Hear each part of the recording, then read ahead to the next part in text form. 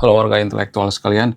Guys, menurut data dari Pew Research Center, ada sekitar 160.000 orang umat muslim yang ada di Eropa murtad atau keluar dari Islam. Ada sekitar 160.000 orang net loss ya secara perhitungan dari data Pew Research Center, guys. Wow.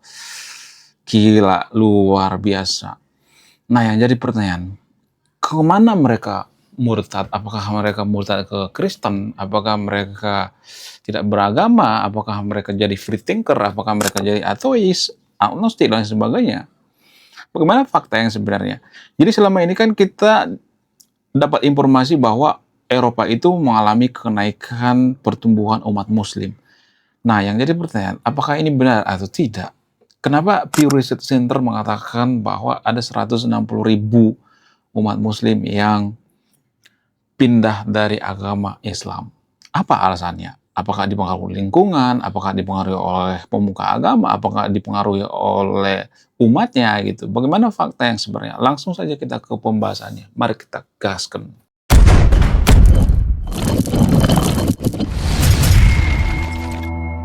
Menurut data dari Pew Research Center, ada sekitar 160.000 jiwa umat muslim yang pindah agama gitu ya. Sebagian ada yang pindah agama, sebagian lagi ada yang tidak beragama. Tapi sebagian besar mereka jadi ateis, agnostik, dan sebagainya. Kenapa mereka memilih jadi ateis dan agnostik? Apa alasannya? Ada berbagai faktor ya. Faktor yang pertama itu karena faktor lingkungannya. Lah, kok lingkungan mempengaruhi? Yes. Jadi gini, kalau boleh jujur ya, ini jarang dibongkar ya guys ya. Dan ini juga sangat sensitif ya. Gini, kalau kita berpikir secara rasional, berpikir secara logis, mana yang lebih menguntungkan? Kalau kita masuk ke suatu daerah, misalnya ke Eropa, ya, kemudian Konoha misalnya, kemudian negara-negara lain, misalnya Amerika misalnya, mana yang lebih menguntungkan kalau kita masuk ke suatu daerah? Menurut keyakinan saya, yang lebih menguntungkan itu kita jadi mayoritas, itu lebih menguntungkan. Kenapa banyak orang agnostik ateis di Eropa? Ya karena di Eropa sekarang ini mayoritas ateis dan agnostik. Jadi umat muslim juga berpikir, ya kita ikut ateis agnostik aja, karena kan itu mayoritas, itu lebih menguntungkan gitu. Jadi manusia itu selalu mencari mana yang lebih menguntungkan. Kalau di Konoha misalnya, Konoha itu lebih menguntungkan jadi muslim. Mohon maaf bagi teman-teman Kristen ya. Kenapa? Karena punya privilege gitu ya. Bukan privilege mutlak, tapi untuk jadi pemimpin, jadi presiden itu kan syaratnya kan harus muslim di Konoha ya. Emang ada orang Kristen yang jadi Kristen? Nggak ada kan. Jadi lebih menguntungkan gitu secara hitung-hitungannya. Kemudian bagaimana dengan di Eropa? Ya Eropa lebih menguntungkan jadi agnostik atau ateis. Amerika gimana? Di Amerika itu lebih menguntungkan jadi Kristen guys, kalau boleh jujur. Kenapa? Karena di sana masih mayoritas Kristen gitu ya. Boleh lah ya, 50-50 lah gitu dengan agnostik atau ateis. Tapi kalau mereka jadi pejabat, bahkan Donald Trump sekalipun menggunakan politik identitas tanpa kita sadari. Donald Trump itu dekat dengan pemuka agama gitu ya. Kenapa mereka dekat dengan pemuka agama? Kenapa politisi di Amerika itu dekat dengan pemuka agama? Biar dipilih gitu ya. Sebenarnya kalau boleh jujur ya, mohon maaf bagi teman-teman Kristen, saya harus ngomong apa adanya, to the point. Saya nggak boleh menutupi, saya harus jujur gitu ya. Mohon maaf bagi teman-teman Kristen. Donald Trump itu semenjak remaja, kemudian sesudah dewasa, sesudah berkeluarga, dia jarang ibadah, jarang gereja.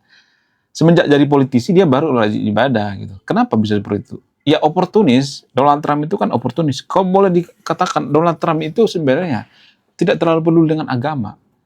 Lah, kok tidak peduli dengan agama? Ya style orang-orang Amerika seperti itu, rata-rata orang Amerika seperti itu, tradisi orang Amerika seperti itu. Apakah mereka jahat? Enggak, belum tentu jahat gitu ya. Justru menurut data dari Pew Research Center, negara yang paling damai, negara yang paling bertuhan, negara yang paling toleransi itu justru negara-negara yang tidak peduli dengan agama seperti Norwegia, Finlandia, dan lain sebagainya. Itu menurut data guys. Jadi kalau mau bantah pakai data yang ilmiah gitu. Jangan langsung kejang-kejang kelonjotan berjamaah gitu. Ya itu kayak kanak-kanakan gitu ya. Mari kita berdebat dengan data yang ilmiah gitu. Jadi Donald Trump, boleh dikatakan Donald Trump ini oportunis gitu. Dia mendekat kelompok evangelis gitu ya, orang-orang Kristen. Kenapa? Karena untuk meraup suara gitu. bisa dikatakan bahwa Donald Trump ini secara halus dia politik identitas juga gitu. Jadi politik identitas itu tidak akan bisa dihindari di negara yang mayoritas beragama. Eropa kenapa tidak berlaku politik identitas? Karena mayoritas di sana mayoritas orang yang tidak beragama gitu. Ya, orang yang tidak peduli dengan agama gitu. Sehingga umat muslim yang di sana juga berpikir ya lebih menguntungkan jadi agnostik atau ateis gitu. Jadi manusia itu sebenarnya nggak terlalu peduli dengan agama. Mereka lebih peduli dengan yang menguntungkan. Apa yang lebih menguntungkan? Apakah manusia itu egois? Yes, manusia itu pada dasarnya egois.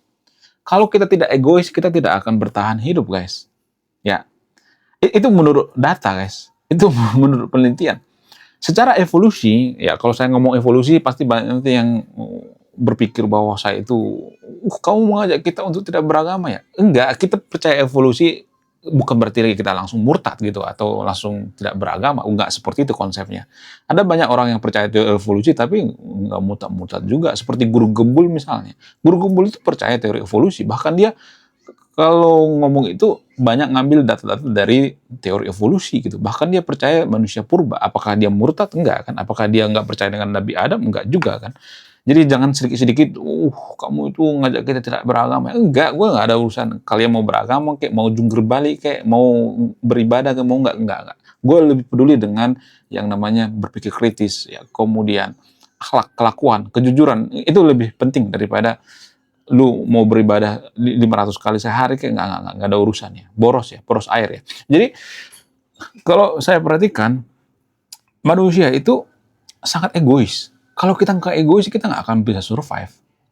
Kalau kita bandingkan dengan manusia purba zaman dulu misalnya, Neanderthal punah gitu ya. Manusia purba itu kan ada macam-macam ya. Ada Erectus ya, Homo sapiens ya, kemudian Neanderthal dan sebagainya. Macam-macam ya. Manusia purba itu macam-macam. Jadi kenapa sapien ya kita ini bertahan? Apa alasannya? Ya karena kita itu egois. Lah, kok bisa? Ya karena kita mementingkan diri sendiri gitu. Salah satu contohnya apa? Kita itu perang dengan Neanderthal, berebut makanan, guys. Ya, ada penelitian yang mengatakan bahwa sapien itu pernah perang dengan Neanderthal, sehingga Neanderthal itu punah. Ya. Kenapa kita perang? Ya karena kita egois, mementingkan diri sendiri. Ya, supaya dapat makan, berebut wilayah gitu. Ya manusia itu bisa survive karena egois. Ya, manusia tidak akan bisa survive kalau tidak egois. Pemimpin itu ya banyak yang egois sebenarnya. Makanya disukai oleh wanita. Wanita itu sangat suka dengan pria egois. Kenapa wanita suka dengan pria egois? Karena pria egois itu ya biasanya mereka itu akan mencari sesuatu hal yang bermanfaat gitu ya, misalnya makanan gitu ya, punya banyak makanan. Jadi zaman dulu ya, zaman manusia purba itu, kalau manusia purba itu punya banyak makanan, wanita pada tertarik tuh. Ya, kalau banyak buruan pada tertarik. Zaman sekarang juga seperti itu ya. Orang-orang yang banyak harta itu kan nggak semuanya, tapi di segala macam ya rata-rata egois gitu ya, mementingkan dirinya sendiri gitu ya. Terlepas itu apakah merugikan orang lagi atau tidak. Saya tidak nyuruh yang video untuk merugikan orang lain, tapi kalau kita tidak egois, kita tidak akan bisa survive. Artinya gini, ibaratnya gini, kalau kita sakit-sakitan, apakah kita bisa membantu orang lain? Kalau kita tidak makmur, kalau kita tidak punya banyak duit, apakah kita bisa membantu orang lain? Enggak kan? Itu artinya egois kan? Kita harus makmur dulu membantu orang lain. Itu egois guys, tanpa kita sadari. Kita membantu orang lain itu ya, tujuan kita kaya itu untuk membantu orang lain, itu namanya egois. Jadi dalam beragama juga seperti itu. Ya, untuk jadi berkuasa, ya ada banyak orang yang mualaf murtad itu tujuannya apa? Tujuannya untuk supaya berkuasa gitu. Ada yang seperti itu, supaya jadi mayoritas gitu. Di Konoha kan ada banyak seperti itu ya. Ya, ada banyak kok yang tujuannya duit ya, pindah agama gitu. Itu namanya egois. Ya manusia itu pada dasarnya egois gitu. Untuk jadi gubernur ya, untuk jadi pejabat ya pura-pura mualaf, ada yang seperti itu ya.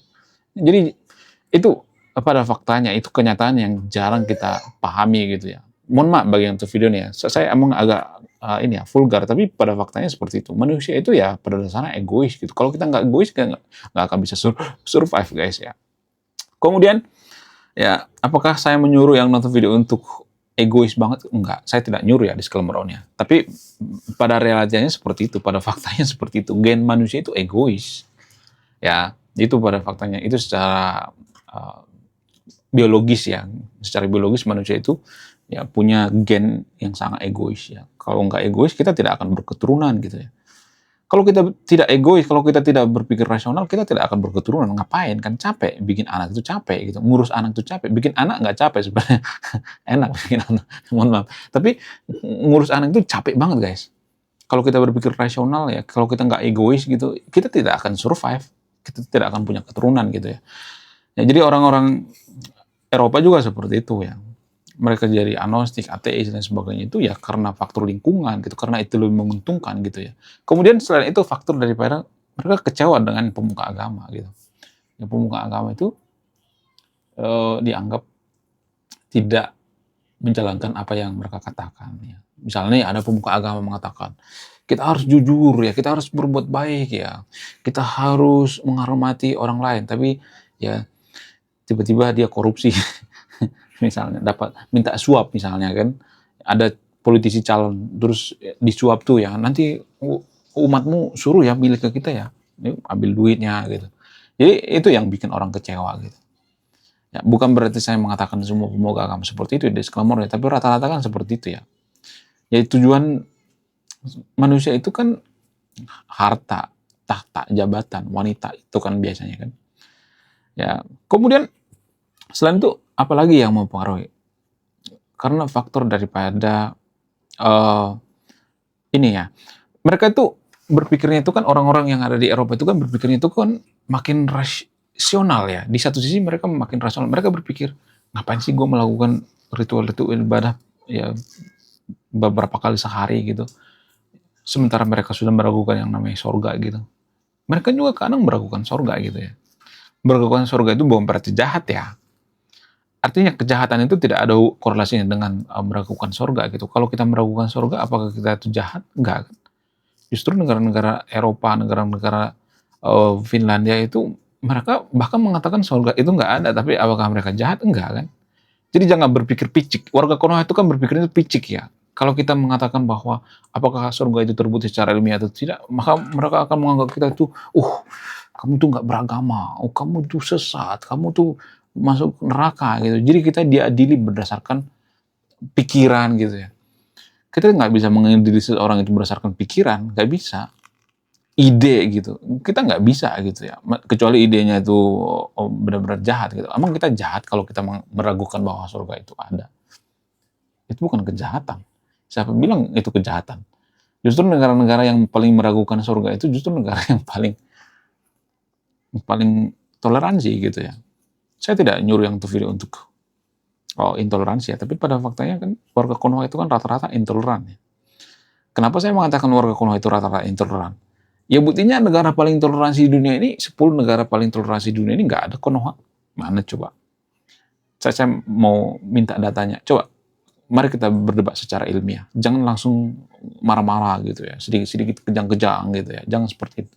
Coba sebutkan satu saja ya data yang mengatakan bahwa Konoha itu masuk 10 besar negara paling toleransi di dunia. Nggak ada. Justru negara paling toleransi di dunia itu adalah negara-negara yang tidak beragama. Menurut kalian gimana? Coba tulis di komentar ya.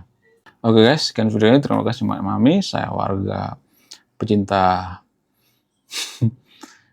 berpikir rasional. Salam rasional. Wah, gila, luar biasa. Akhirnya buku kedua dan ketiga gua rilis juga. Buku kedua gua ini judulnya Budi Tanpa Pekerti. Dari judulnya sudah menarik. Dan kisah daripada buku ini sangat-sangat dilematis sekali. Di mana karakter dalam buku ini bercerita, ada dua pilihan yang sangat sulit. Yang pertama, ketika seorang tokoh dalam buku ini tidak bawa-bawa agama saat kampanye, maka dia bisa dipastikan kalah. Tapi ketika bawa-bawa agama dalam kampanye, ketika dia bawa-bawa kalimat insya Allah, maka dia bisa dipastikan menang. Nah, yang jadi pertanyaan, kalau Anda di posisi karakter dalam buku ini, mana yang Anda pilih? Ini temanya sangat cocok dengan tema channel ini, bahas tentang agama. Kemudian tidak hanya ini juga menarik guys ya, Tanah Luka. Dari judulnya juga udah kelihatan ya, ini cerita penuh dengan luka. Dimana kisah dalam buku ini ada seorang kiai yang sangat-sangat dilematis. Dia bingung memilih antara menyelamatkan hutan atau menyelamatkan 1.000 anak yatim. Jadi kalau Anda di posisi buku ini, mana yang Anda pilih? Nah, yang menarik dari kedua buku ini adalah menggunakan sudut pandang sastra Nobel. Kapan lagi ya kan baca buku yang setara dengan buku Nobel. Wow, luar biasa. Silahkan di check out sekarang juga. Kalau nggak di check out juga nggak apa-apa. Karena saya nulis buku itu bukan nyari duit sebenarnya. Ya, karena saya pengen berkontribusi terhadap kemajuan bangsa kita. Itu tujuan saya nulis buku ya. Jangan lupa, link pembeliannya ada di pin komentar video ini. Jadi endingnya apa ya? Saya penasaran ini. Saya jadi penasaran ini isinya apa. Saya juga beli ini. Link pembeliannya ada di pin komentar video ini.